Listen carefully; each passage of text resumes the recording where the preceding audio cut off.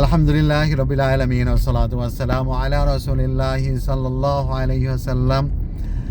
প্রিয় সবাই, আজকে আমাদের এইখানে 12 তারিখ, অর্থাৎ 12ই যুলহিজ্জা। আপনাদের বাংলাদেশে থেকে যারা আমাকে দেখছেন তাদের আজকে 11ই যুলহিজ্জা। প্রিয় সবাই, একটু আমরা মনে রাখার চেষ্টা করি যে যুলহিজ্জা মাসের 11, 12 এবং 13 এই 3 দিনও আমরা কুরবানি করতে পারবো। আলহামদুলিল্লাহ, আল্লাহ সুবহানাহু ওয়া তাআলা আমাদেরকে সেই পারমিশন দিয়েছেন, তাই তাতে কোনো সন্দেহ নেই। প্রিয় সবাই, আমরা যেন এতে কোনো সন্দেহ প্রশ্ন না করি। আমি এই কারণেই এটি জোর দিয়ে বলছি যে কারণ বাংলাদেশে আমি ছোটোবেলা থেকে দেখে আসছি যে আমরা বলি যে আমরা 3 দিন কোরবানি করতে পারবো, এবং সেটি হচ্ছে ঈদুল আজহা থেকে শুরু করে আর 2 দিন, অর্থাৎ 10, 11, 12। কিন্তু এটি আমাদের ভুল ধারণা এবং ভুল ইনফরমেশন।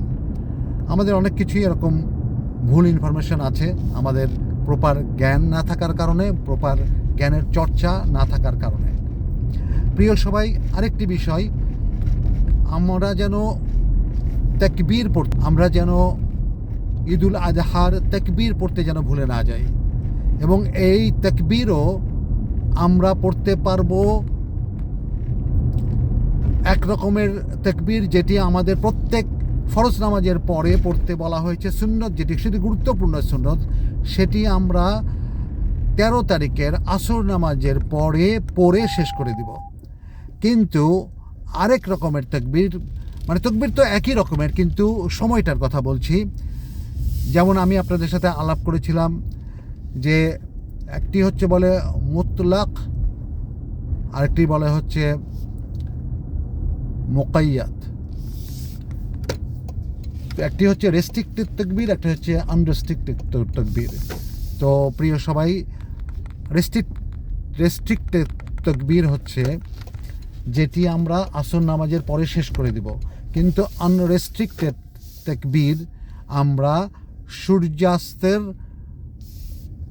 আগ পর্যন্ত পড়তে পারবো।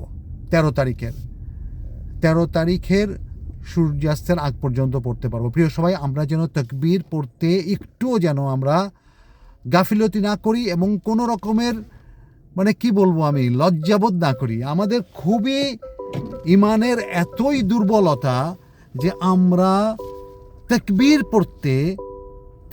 পড়তে আমরা লজ্জাবোধ করি। জোরে জোরে যে আমরা তাকবীর পড়বো, আমি কোথাও মানে দেখলাম না যে স্বতঃস্ফূর্তভাবে তাকবীর আমরা পড়ছি, 1-2 জন ছাড়া। সুবহানাল্লাহ। প্রিয় সবাই, আমি নাস্তিকদের কথা বাদ দিলাম, তারা তো তাকবীর শুনলে তাদের গা জ্বালা করে, তারা তো কত রকমের কথা বলে যে এটা তো কোনোদিন শুনিনি। আসলে তারা ঠিকই বলেছেন, এগুলো কোনোদিন আমরা শুনিনি, কিন্তু এটি খুবই গুরুত্বপূর্ণ সুন্নত যে আমরা অবশ্যই তাকবীর জোরে জোরে পড়ব, জোরে জোরে। প্রিয় সবাই, আমরা যারা নিজেদেরকে ইমানদার মনে করি, যারা আমরা নিজেদেরকে মুসলিম মনে করি, মুমিন মনে করি, তাদের তো আল্লাহকে স্মরণ করা, আল্লাহর বরত্ব প্রকাশ করা, আল্লাহর মহত্ব প্রকাশ করা, আল্লাহর প্রশংসা করা, এটার মধ্যে তো কোনো লজ্জা থাকার কথা নয়। এটা তো গর্ববোধ করে আমরা জোরে জোরে তাকবীর পড়ব। প্রিয় সবাই, তাই একটু নিজের প্রতি একটু দয়া করুন, নিজের প্রতি জুলুম করবেন না।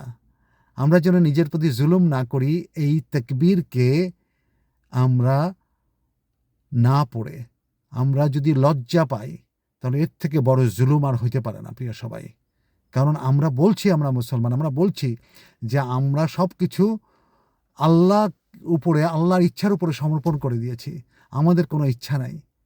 কিন্তু আল্লাহর প্রশংসা করতে, আল্লাহর বরত্ব প্রকাশ করতে, যে আমি কার বান্দা, আমি কার ইবাদত করি, তিনি কত বড়, কিন্তু কত মহান, তার যে প্রশংসা, এটি করে আমি শেষ করতে পারবো না। কিন্তু যতটুকুন পারি এটুকুন করলেই আমার জন্য অনেক বড় ইবাদত হয়ে যাবে, আমার জন্য অনেক বড় কাজ হয়ে যাবে। তাই আমরা যেন আর কোনো ভুল না করি প্রিয় সবাই। তাই আবারও অনুরোধ করছি যে এই 3 দিন, এই 3 দিনকে বলে তাশরিকের 3 দিন, অর্থাৎ ইয়াউমুত তাশরিক।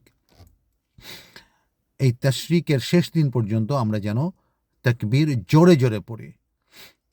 যেমন বলেছিলাম আগে, সব জায়গাতে, বাজারে, মাঠে, ঘাটে, মসজিদে, মসজিদের বাইরে, সব জায়গাতে যেন জোরে জোরে পড়ি। এবং আমাদের মায়েরা, বোনেরা, তারা বাড়িতে পড়বেন, বাইরেও পড়বেন আস্তে আস্তে, কিন্তু বাড়িতে পড়বেন। যদি কোনো